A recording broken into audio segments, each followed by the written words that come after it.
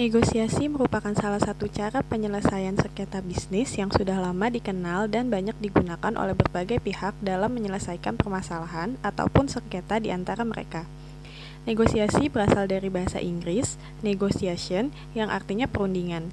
Dalam bahasa sehari-hari, negosiasi sepadan dengan istilah perundingan, bermusyawarah, atau bermufakat. Orang yang mengadakan perundingan disebut negosiator. Hal tersebut dikarenakan negosiasi yang baik dan efektif adalah negosiasi yang berdasarkan data real, akurat, dan faktual.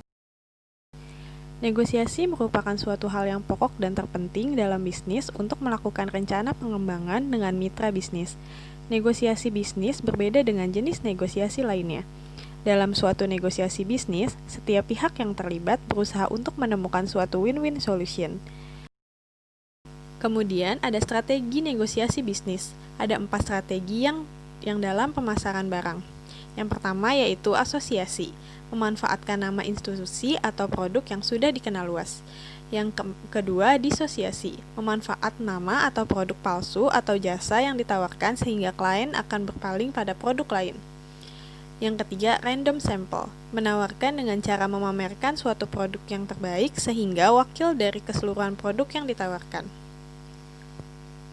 Yang keempat, salami, menawarkan produk atau jasa dengan cara membuat pihak lain semakin lama semakin mempercayai dan mendapatkan kewenangan yang memikat.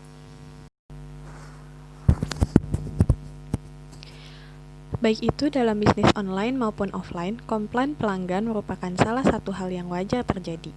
Jangankan Anda yang baru memulai bisnis kecil dan masih berusia muda, perusahaan yang sudah besar dan tua pun kerap mengalami komplain atau keluhan dari pelanggan.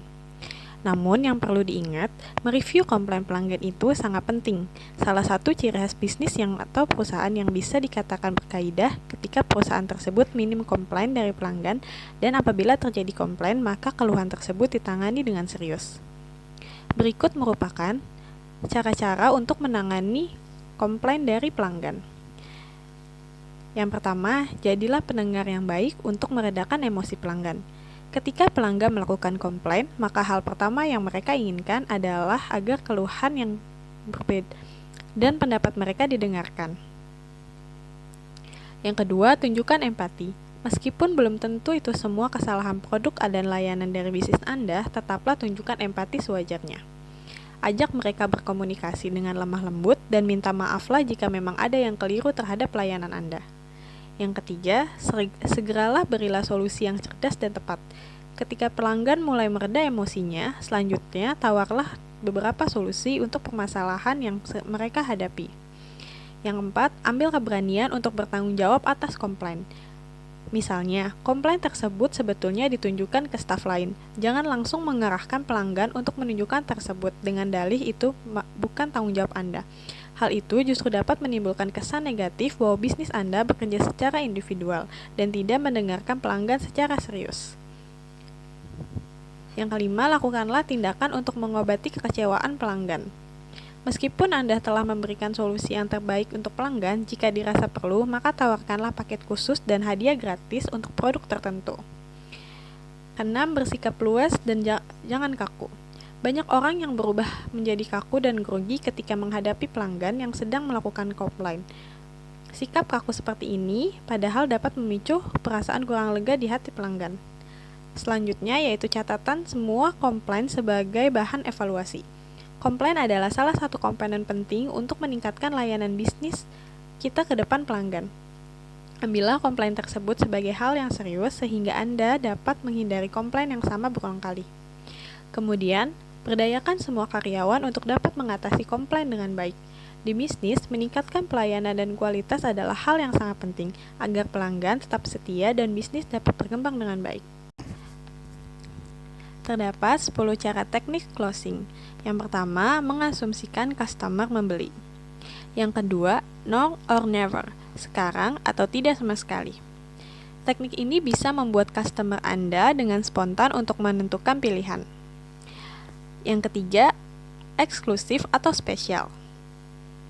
Yang keempat, keuntungan. Singkat, padas, dan jelas. Membuktikan istilah tersebut tepat dengan teknik closing ini. Anda hanya perlu menunjukkan 3 keuntungan yang dapat didapat oleh customer. Yang kelima, membandingkan. Yang keenam, harga dicoret.